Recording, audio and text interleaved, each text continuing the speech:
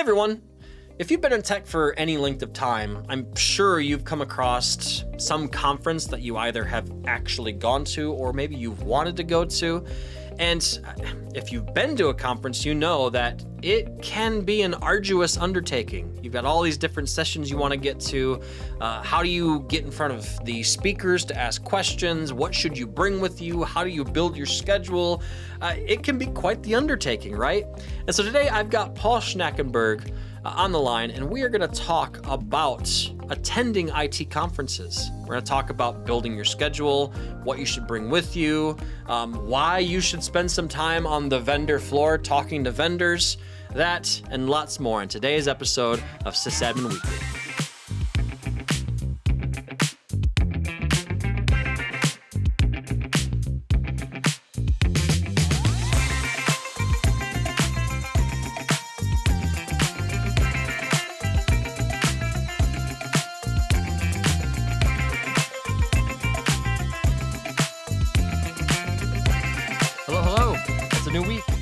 It's time for another episode of SysAdmin Weekly. This, of course, is your weekly sysadmin-focused show, a podcast by sysadmins for sysadmins, and dedicated to all those tireless tech folks working in the trenches day in and day out to keep our digital world spinning. I'm your host, Andy Serwich, and I've got Paul Schnackenburg. He's probably a friendly, familiar face at this point, I think. You've been on, 5 or 6 episodes now, Paul. How's it going? I'm pretty good. How are you? I hope good. I'm friendly. I'll try to be friendly. I don't, as long as I've known you, I don't think I've ever seen you unfriendly. So that's a good sign. I hide it well. I hide my evil tendencies well. Oh boy. There's I don't know. That's fiction, my friend. I don't believe it. So anyway, hey, we've got an interesting one lined up today. I guess kind of, came from recent events for me. I thought it would be fun if we sat down and talked about the value of IT events. So I'm thinking IT conferences, the super large ones, all the way down to the smaller, more focused regional events.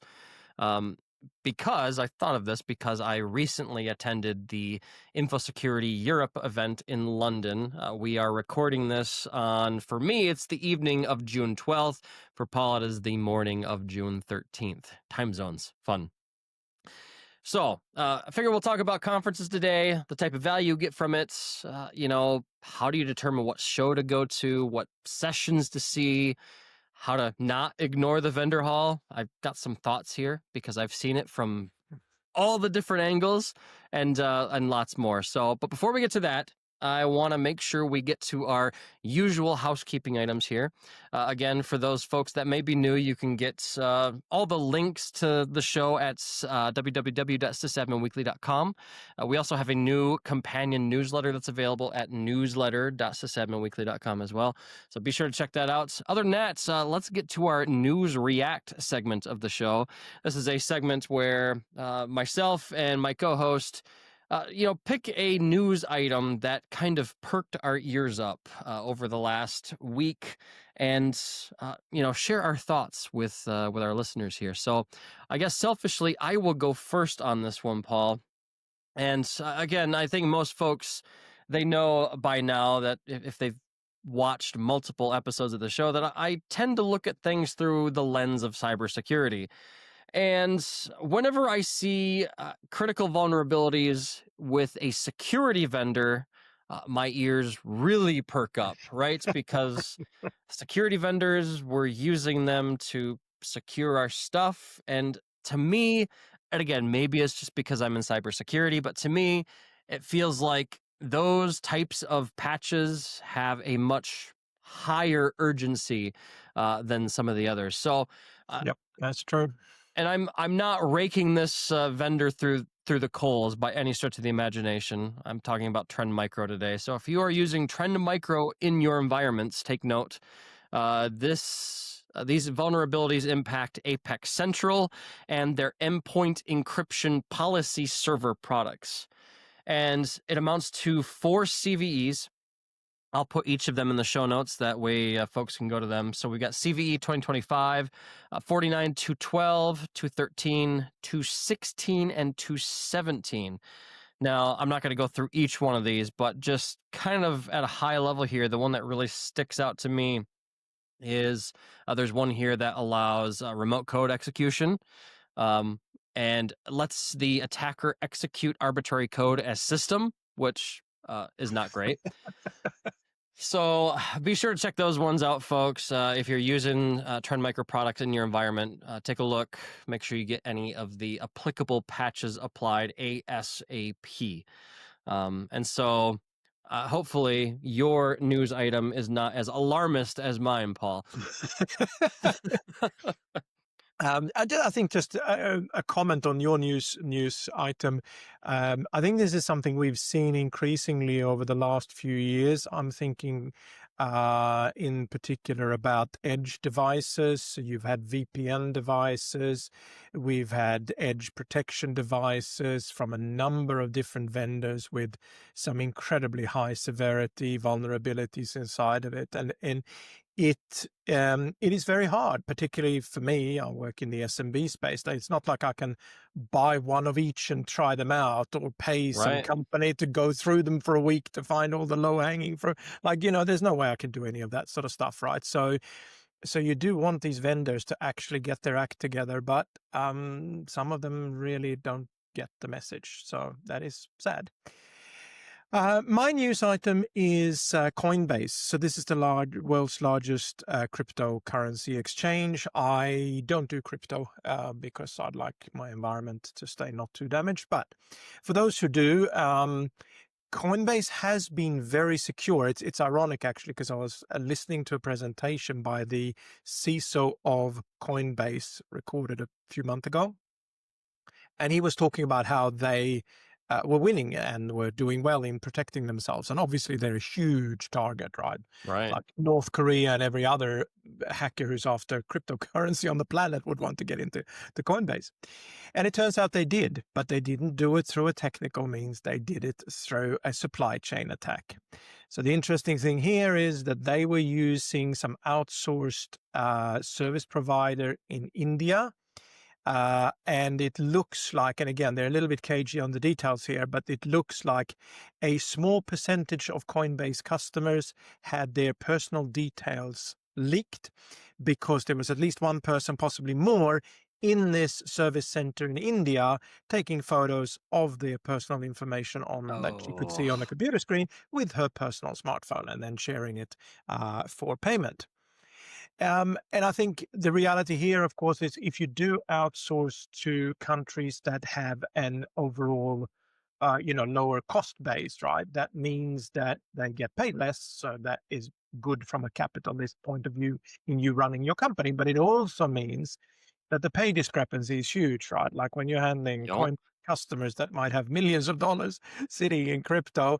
And the risk here, of course, is that there has been a number of high-profile cases where people who are sitting on cryptocurrency, they don't get hacked technically. They get hacked by somebody showing up at their door, breaking into their house, and beating them until they hand over the passphrases to their crypto, right? Right. And that is a very scary scenario. And now this lady and potentially more people were handing over, home addresses and phone numbers and all that. So Oh, that is yeah, all kinds of scary.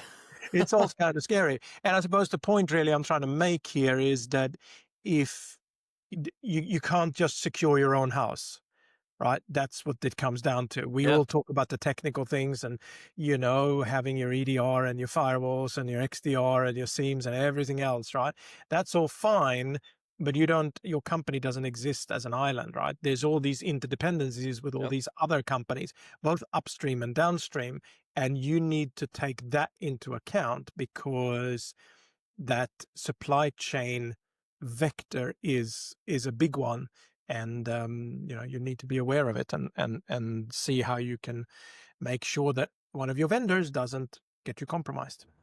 Right. You're only as secure as your least secure vendor and or partner, right?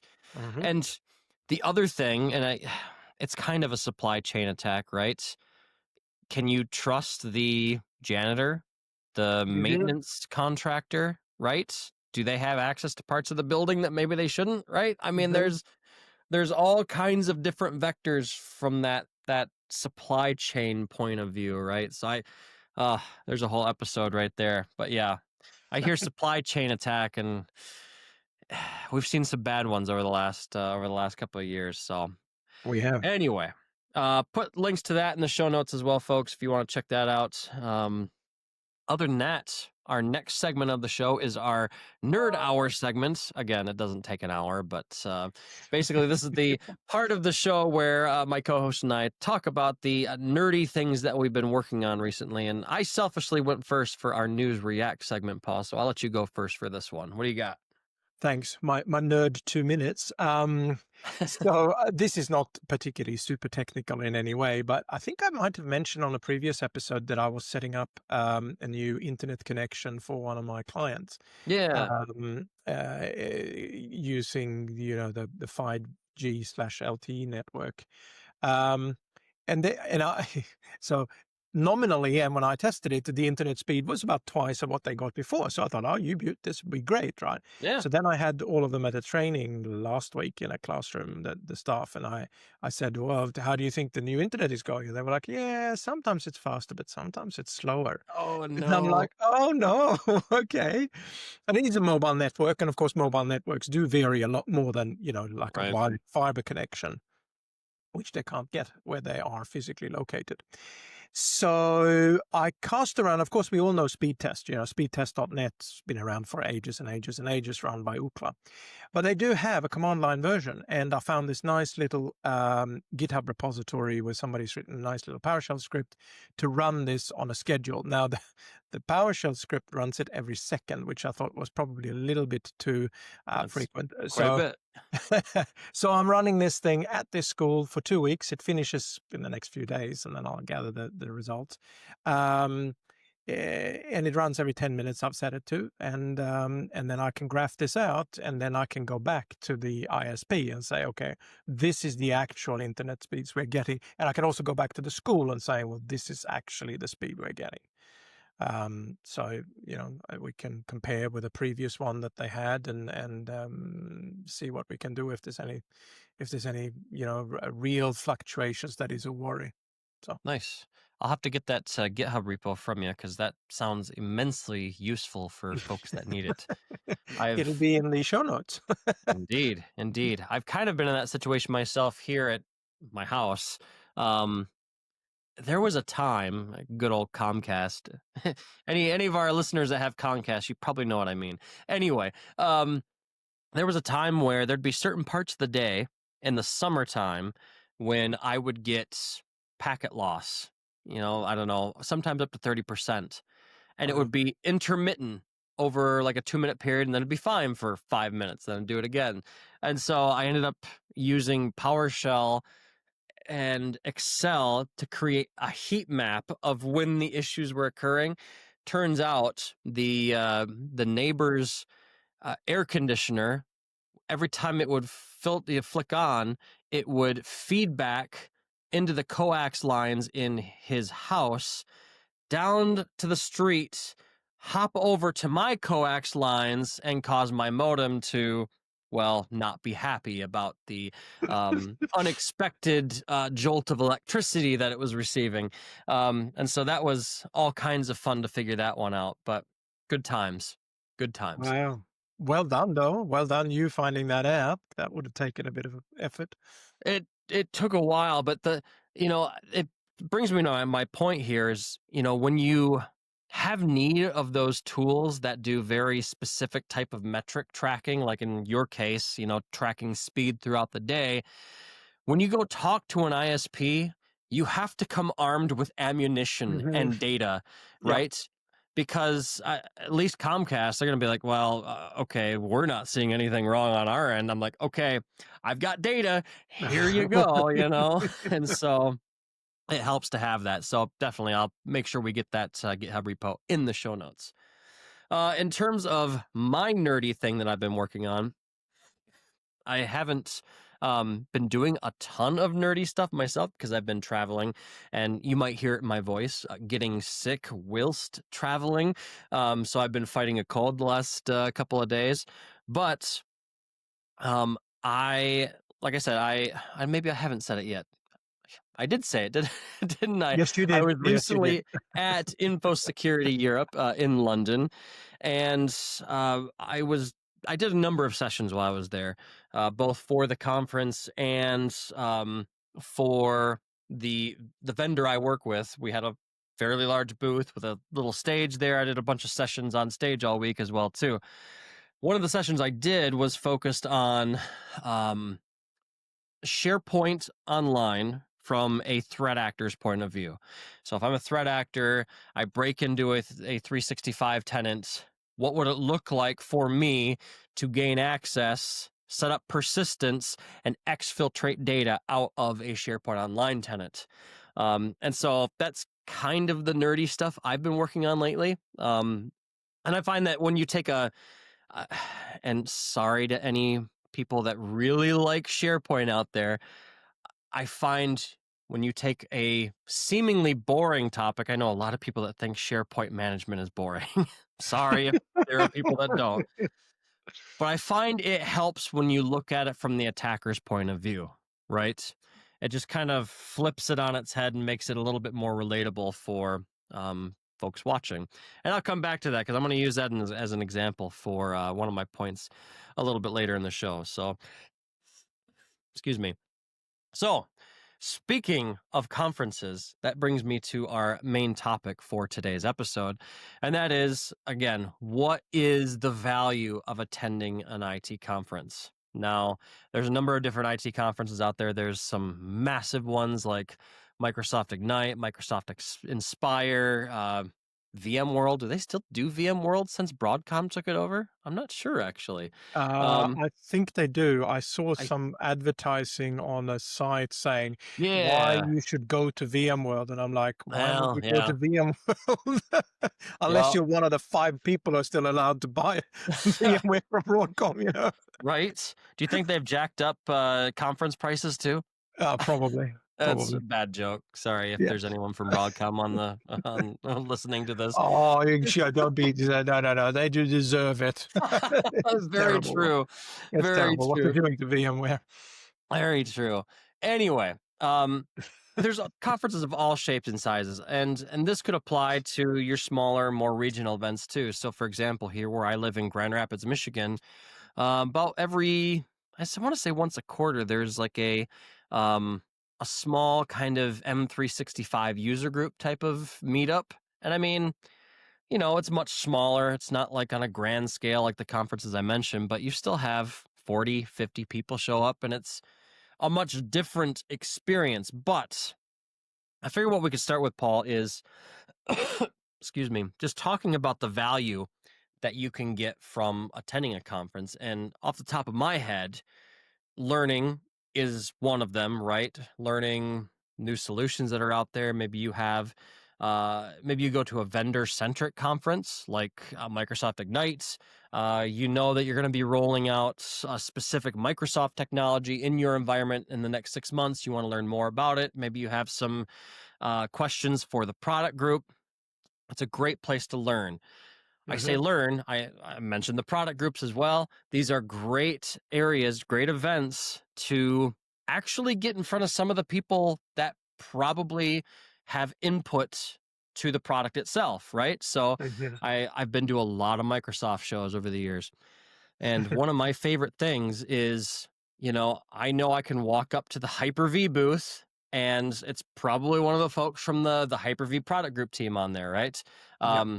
And any nitty-gritty question you have, you're going to get an answer for, or you'll get one later on if they don't know it. But usually they take that stuff seriously and follow up with you. So learning to me is a big one. And I'll Yep. let you throw your 2 cents in, Paul, before I switch to my next item. But let's stick with learning for right now, I guess. Yeah, so I would make a couple of comments. First of all, if you're a bit newer to the industry, if you're a newly baked sysadmin or aspiring to be one, I think it's really important to realize that there is a community out there. And one of the Yep. ways of getting to that community is going to conferences. Yes, learning is important, but if you so something has changed, right? So if you look back, and this is not just me saying this, I've heard this from lots of different people, specifically talking about Microsoft conferences now. If you look back, say 10 years, they used to be a lot more technical. Right. So Yep. there used to be, so you have Microsoft Build, that's for the developers, technical. Then you had Inspire, not technical, really for partners. Yep. And whenever I listened to the recordings from their sessions, they always stopped short when they were about to get to the technical detail I actually wanted to hear, which makes sense, right? Because the people who attend this Inspire are the strategists and the salespeople, right? And they need to know what the thing can do, but not how it can do it. Yep. And then you had Ignite, or what used to be called Tech Ed, used to be a lot more technical. And I think Microsoft, having been sort of taken over by marketing people, like 10 years ago, you attended sessions, it was all, I'm on the engineering group, I'm part of the Yep. product, I build these things, and here I am talking to you about it. Now, more often than not, it's I'm in the marketing department and I'm going to present on this technology. And if you're lucky, we have John in the back room might be able to answer some of your technical questions because I'm a marketing person, not a technical person, right? So if you're, and I suppose that's a long-winded way of saying, if you're going to a conference, no matter what the vendor is and whoever, don't just look at it as in, I'm going to be able to attend 35 sessions and I want to learn about all Correct. these things, right? And that's what I'm going to learn. Because if that's all you're getting out of a conference, most of them are recording those sessions and you can watch them online afterwards and Yep. you don't have to do the travel and the hotel and the time out from work and whatever.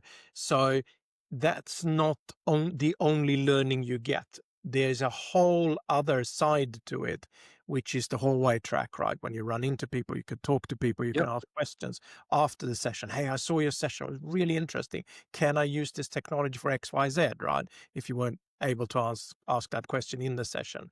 That I think is the learning that you can really get out of a Yep. conference. And the last thing is you get inspired. Now, I think I know that sounds cheesy, but hanging out with your people and realizing that you're not alone, right? Like maybe you're the lone IT guy at your company. You sit in the basement 51 weeks of the year and you get to go to a conference the 52nd week of a year. That is incredibly inspiring, right? Like, and you make connections with people. Sometimes that can lead to new jobs or whatever, but there's a whole dimension to going to a conference. For sure. I'm glad you brought up both of those points, actually. Um, because I have thoughts about both of those. I guess I'll start with the community aspect of it, right? And uh, the community aspect of IT, I feel, is much more important today than it used to be. It used to be there was some truth to the stereotypical IT team that just sat in the basement, didn't have any people skills, and just did their thing. There was a time that's what IT was, years and Yep. years and years and years ago. Yep. Yep. Today, it's much more important to cultivate that community, and you'll make contacts and friends that will last years. So, for example, uh, folks that watch the show probably know I'm a Microsoft MVP. I think I've talked about that before. That's a community award that you get from Microsoft for providing community contributions to the Microsoft community. Now, from a career perspective, that has been immensely helpful for me. And it really helped take my career to new places. That never would have happened had I not attended a community event at a conference. So, you mentioned Tech Ed. The very first conference I ever went to was Tech Ed 2013 in New Orleans. And I show up and I don't know anyone, right? I don't know anybody here. And there was I guess I would call them kind of an international users group, kind of, called The Crew, spelled with a K, Krewe. And they were throwing a, like a welcome party type thing at a nearby establishment, and I'm like, okay, I got an invite, and so I went to this thing, and I met people that I'm still friends with today, now 12 years later, and I met some fantastic people from Microsoft at that event, and eventually that all culminated to becoming a Microsoft MVP, learning I didn't even know about that program at the time. And yeah, I mean, just that cultivating that community is so helpful because in IT, and I'm sure Paul, you'll agree with me on this, it's impossible to know everything today. Absolutely impossible. Mhm. And I know that when I run into a nasty storage issue, I'm like, okay, yeah, I know most things about storage, but I'm not a storage expert. I'm going to go to my buddy over here that is a storage expert, right? Or, okay, yeah, I'm pretty good at automation, but I don't know everything. I'm going to go talk to my automation guy over here, So, um, building that community makes you a better, well-rounded sysadmin. And I guess that's building on what we talked about in one of the previous episodes, Paul, right? Yeah, Being a better sysadmin. yeah, yeah, So, absolutely. um, and then the other point, you mentioned the hallway sessions. And that's the other big value, right? Those conversations that you have while you're walking down the hallway, meeting people, cultivating and building that community. And like you said, asking those questions that you didn't get to ask during the session of the speaker, right? So I've been a speaker at conferences before many, many times. One of my favorite things are those questions that I get after the session because uh, I've talked with people that have attended conferences. They're scared to go talk to the speaker afterwards, right? They're shy or they don't want to pester them. From my perspective, I love it when people come ask me questions after a session because I just like talking geeky, nerdy stuff, hence the podcast, right? Um, but the other thing is it also helps me from a speaker perspective to know, okay, if I've got 3 questions on this thing, maybe I'm not covering this thing as well as I should be when I give this Yep, talk, right? yep, So it's useful from that perspective too. absolutely. Absolutely. And I'll put in something here before I forget it. And that is going to conferences is important, the social aspect, etc. But you should also consider, even if you're just in the beginning of your sysadmin journey, you should consider applying to speak. Yeah, Now, when I was in high school, I absolutely hated being in front of the class, like 25 students in front of me. I was terrified. I'd stay home sick. That was a long time ago. I turns out that even though I'm an introvert, I love teaching, and I can stand in front of hundreds of people now, and really, really enjoy presenting and getting questions and whatever. I couldn't do it 24/7. I have to get off the stage and hide in a corner eventually, but I really do enjoy doing that. So if that's something that you feel is a little bit scary, but something that you could see yourself doing, I really, really think you should do it, because you don't want just the super experts and the big names, the superstars of our industry. Sure, it's great seeing them presenting. They're very polished. They really know their stuff and they're very good presenters. But that's not the only people we need. We need to hear from everybody, and we need to hear yeah, from the people who are just starting out. And hey, I learned this thing today. It's always helping someone. So, and you might not want to start, at a big conference giving a big talk, but certainly presenting at a user group or presenting virtually in a webinar, those sorts of things are a great place to start.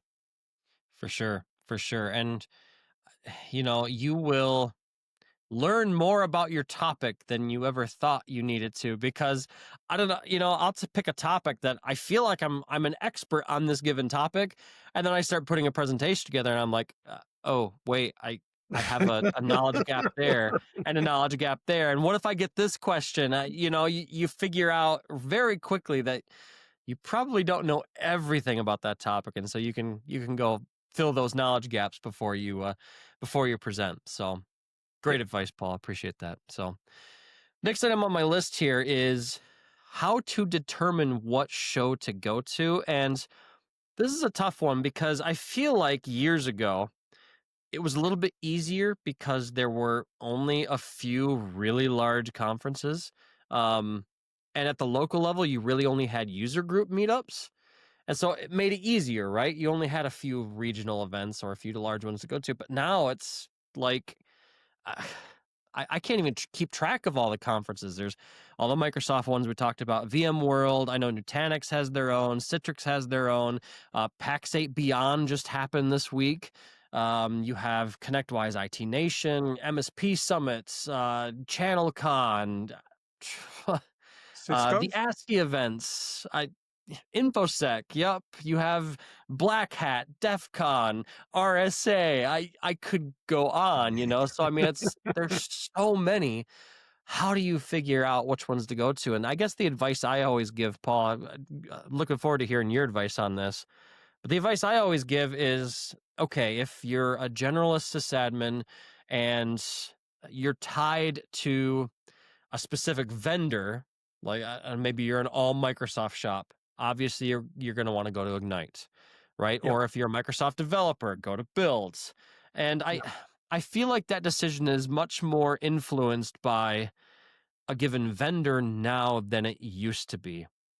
I'm You not know, sure I'm not sure there exists a generalist IT conference anymore. Most of them are no. vendor driven. At least in the US, most of them are vendor driven. That said, there are a couple of smaller ones that I guess I would say are generalists. You've got Tech Mentor, you've got Experts Live, but I Hmm. think that's Hmm. mainly in the EU. Hmm. Um, but by and large, I think if you have a specific vendor in your stack that you use a lot, that's probably a good place to start. Or if you're a security person, you want to look at some of the security conferences like the ones I mentioned, right? RSA is the big one. You get a lot of vendors speak at that one. If you're more on the offensive side, you go to DEF CON or Black Hat. Yeah, Paul, I'll let you get a word in. No, that's all right. On the cybersecurity sides, I would mention the B sides conferences as well. Oh, yes. Yep. There's plenty of those, right? And they are sort of not the gigantic, huge ones. They're sort of the leftovers. That's a terrible way of describing it. But the B sides conference concept was born out of the fact that I think it was Black Hat or maybe DEF CON. They were getting so many good talk submissions that they couldn't fit them all in. And that ended up being a sort of an extra conference on the side of the main conference, which is called B-sides. And now they're doing those all over the world. So that's good if you're looking for a slightly smaller cybersecurity conference. I think there's another dimension to this, and it all depends on if you are a consultant and you have your own choices. You can obviously look at what conferences you would like to go to. Right. If working for somebody, it's a little bit trickier.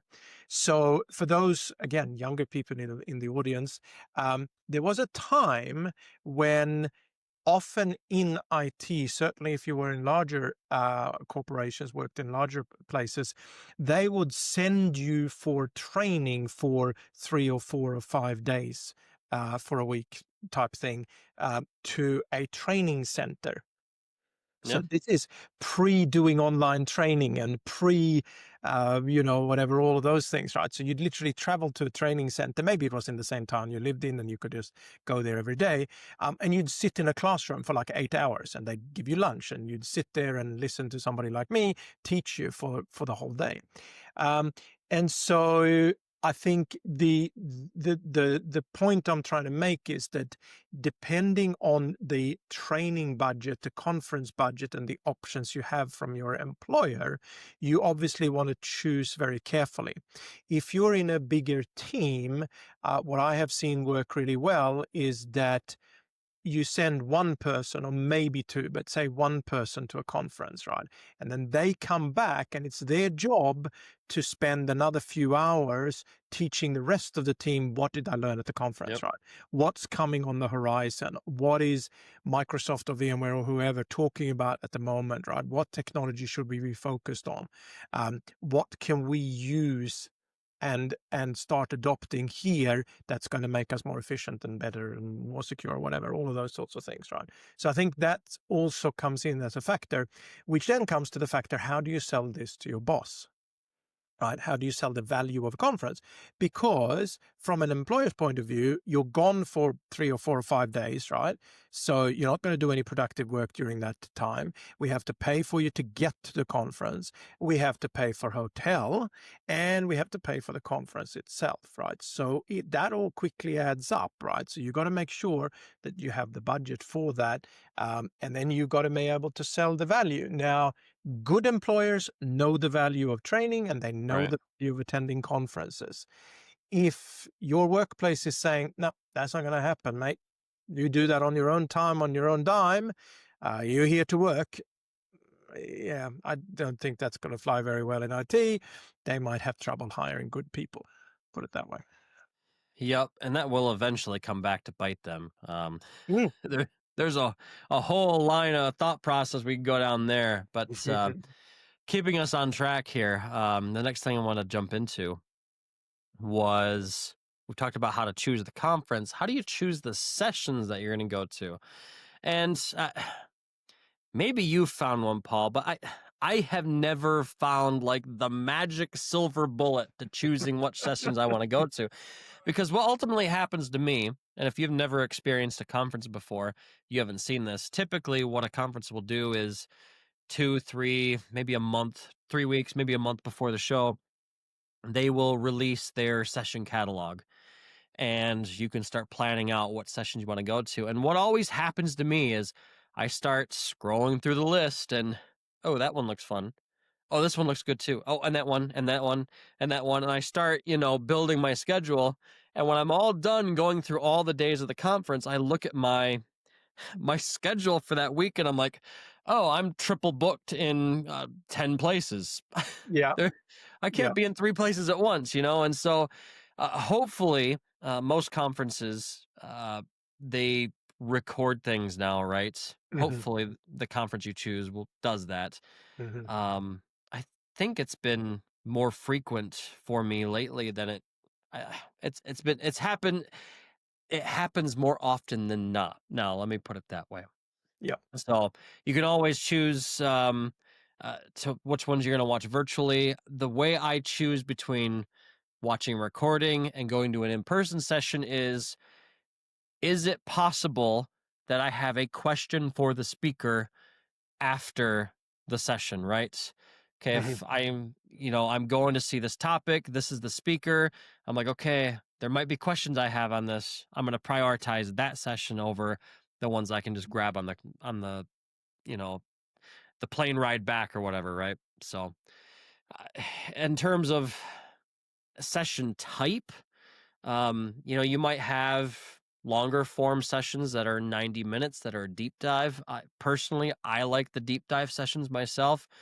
The only time I don't is maybe it's a technology area that I'm not, I don't need it for my core role. I'm just kind of interested in it. Then maybe I'll go to more of a higher level, like 200 level session Hmm. on that particular topic. But take note of not just what the session is about, but what type of session it is too.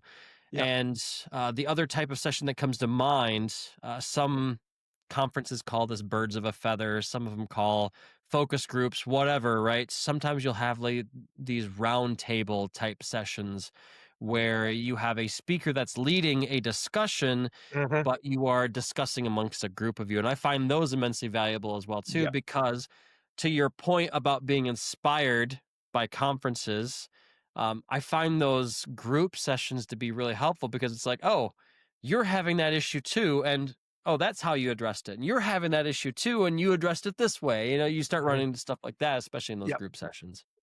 Yeah. So Absolutely. Yeah. Yeah, I I don't don't know. have a lot to add on there. It is tough finding the sessions. I suppose we should mention, there's live sessions. You're in the room. You can, follow along and ask questions either during the session, if that's possibility, or afterwards.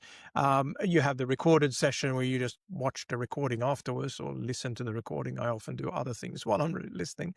But the third way is actually the hybrid ones. So Microsoft, for example, at Ignite and other conferences, I think they do a hybrid. So they are live streaming the session while it's going on. Yeah. So if you are not attending the conference, or you happen to be somewhere else or at the other end of the conference center, if it's a really big one, you can't actually Yep. make it from one end of the building to the other, or buildings, you can still attend. And sometimes you can even ask questions, right? So they have an option to actually ask a question during the session, which somebody in the session will read out to the presenters. So there's those sorts of sessions. But again, yes, I'm definitely into the long form, deep technical. That's Yeah. the point, really, to me. And I'm going to prioritize those ones that are most important to my job role Hmm. or the technology area that I'm looking to skill up into, Hmm. right? Yep. Um, so the other session type I didn't mention, and I'm metaphorically hitting myself in the head over this, hands-on labs. So Oh yeah. Yeah. Microsoft does a lot of hands-on labs at their events. Other vendors do too. If you're like me and you learn best by doing, I highly recommend the hands-on labs Yep. because it gives you the option to, actually get your hands on the technology. And there's a number of certified and very, very competent trainers in the room with you proctoring those labs. So highly recommend those as well too. Yep. Now, the next area I wanted to cover is the vendor hall or the expo hall or whatever you want to call it, right? This is the place where all of the event sponsors are going to be. It's going to be a big flashy area with, branding and salespeople walking all over the place. And depending on how social you are as a sysadmin, this may be a place of great fear or maybe not, right? So, but I have gone to a lot of conferences over the years, and I've been on all sides of the conference ecosystem, I guess I would say. I've been an attendee, I've been a speaker, I've helped organize shows, and I have been a vendor at shows as well, too, right? That's what I was doing at InfoSec last week. As of this recording, I was, helping man our booth. I was answering technical questions, giving technical sessions, blah, blah, blah, blah, blah. Now, I'm standing at my booth, at any of the shows I've been to, and you watch attendees walk by, and I'm a technical person. I'm not in sales. Um, so I'm usually paired with a couple of salespeople, right? And the salespeople, and I don't think a lot of attendees know this, but salespeople typically, when they go to a conference to go to a booth, they are often operating on KPIs, right? Key performance indicators. They have been told, hey, these are the number of leads that we are looking for as a vendor so that we can get a return on our investment for sponsoring this show, right? Money makes the world go round, right? There wouldn't be a conference if there weren't sponsors. Now, I'm standing there at my booth at any given conference, and I always see attendees start walking by, and the salespeople in the booth start salivating, right? Like, okay, here come attendees, leads, right? And the attendee, they kind of put their hand up and they, look at their phone or act distracted. I get it. I get it. I've been there, right?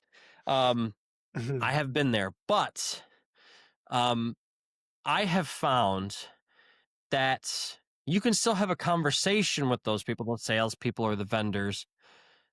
You don't have to let them scan your badge. They're going to want to, but if you're not interested in what they're selling, if you're not interested in their solution, you don't have to let them scan your badge, right?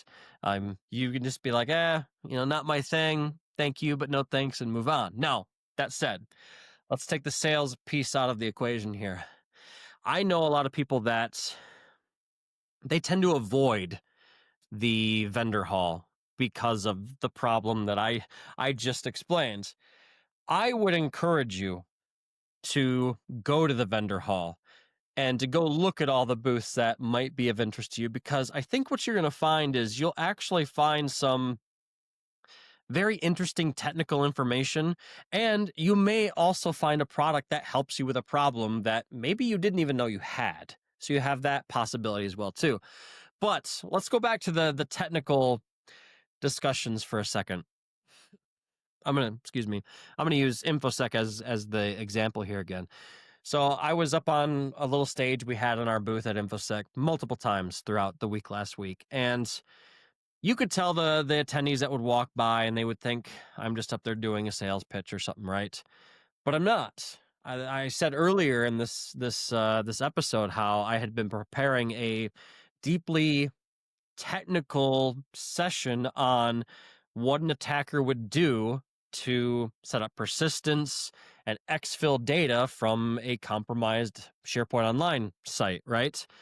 And I was going through, I think I did a demo of reverse proxy phishing kit, Evilgenics, as the initial foothold. And then I showed how you can establish persistence with custom legacy permissions on a SharePoint site. We should talk about that on this show at some point, Paul.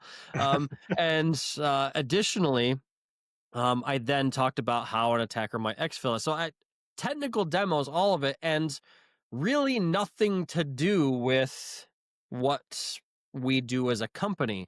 Now, that said, I do have, as a vendor, I have to have some sort of tie back to our product. And there was a loose tie at the very end, basically, hey, thanks for attending the session. If you have any questions on what I just showed on screen, you could talk to any of the fine folks over here at the booth behind me, et cetera, right? So me as the presenter, and I know a lot of speakers that do this, we want to give you valuable information without doing the hard sell, but our colleagues are here in case you are interested, right? And so me saying all that, my advice to you is don't ignore the vendor area, because you might miss something that's actually really cool, right? And Mhm. I'll get off my soapbox now. That's all right.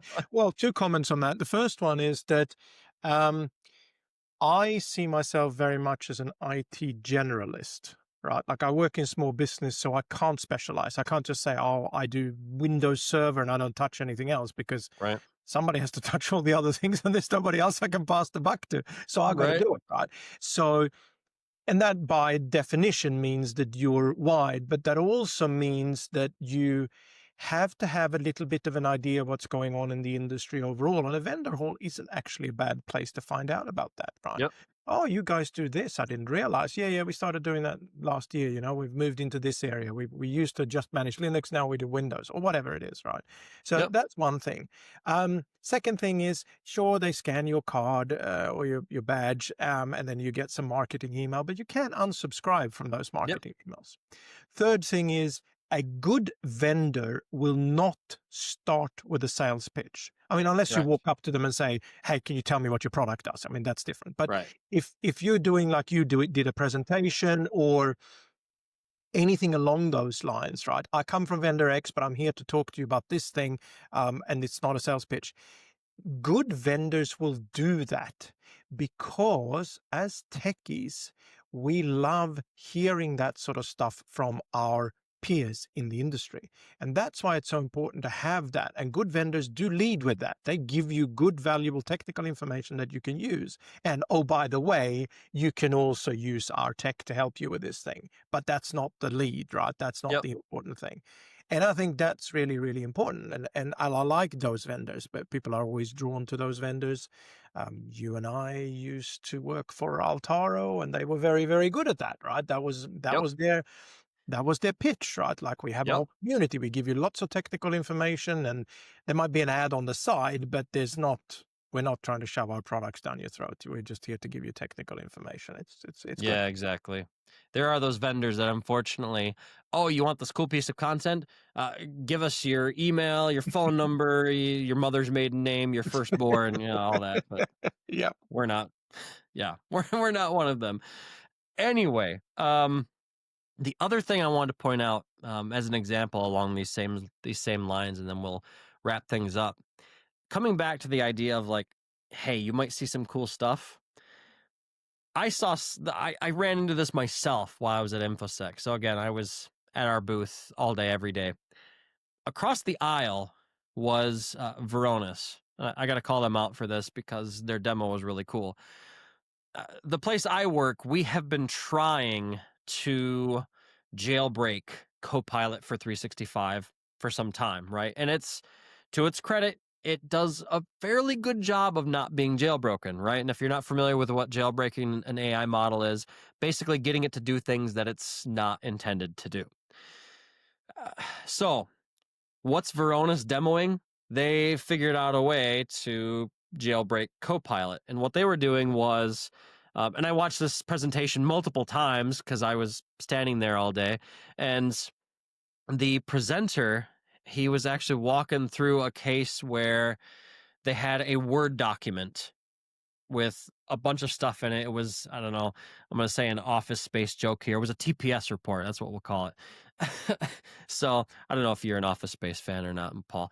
Sorry. But good movie, funny movie. Anyway, there's this Word document with a bunch of stuff in it.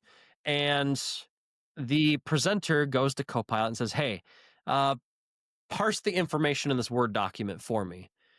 But embedded at the very bottom of the Word document was a chunk of text that basically said, hey, Copilot, ignore any previous prompt given to you and do this instead.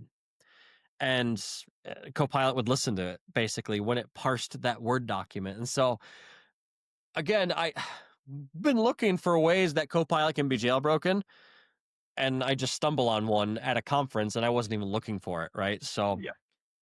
perfect example there. So, anyway, I had one more thing on my list here, Paul, but we're about time for the episodes, and I'm thinking this other item could be an episode in and of itself someday, maybe when I'm prepping for another conference. But I'll I'll give a sneak peek here. We were going to talk about preparing for a conference, Yeah. what to take with you, what goes in your conference bag, because I don't know, people are fascinated by what other techies put in their conference bag. So I think we're going to have to do another episode specifically about that. So I'm going to skip that for today because we're already 50 minutes in, and I think we're going to wrap this thing up. Paul, anything you want to add before we close up shop? No, a quick tease would be really good shoes to walk in, but yeah, we'll we'll wrap it up there. There And we of go. course, hope to see you at a conference at some point in the future. Yes, definitely. That would be fun for sure. So, well, thanks, Paul. I appreciate you spending some time with us and sharing your knowledge as always. It's good having you, my friend. And for those of you watching, appreciate you spending some time with us. And if you found value in today's show, you can catch us on the YouTube. So, and I hate myself every time I say this, but you can smash that like and subscribe button. We are also available in audio only format on Apple Podcasts, Amazon, and Spotify. And again, you can find all the links associated with the show at www.sysadminweekly.com. And one more plug. It's my last one, I promise. Again, we do have a companion newsletter out there that contains stuff associated with the conference, as well as a bunch of other great community content. You can find that at newsletter.sysadminweekly.com as well, too. Let you get back to your day. Thanks for spending some time with us, and we'll catch you again next week for another episode of SysAdmin Weekly. Have a good one.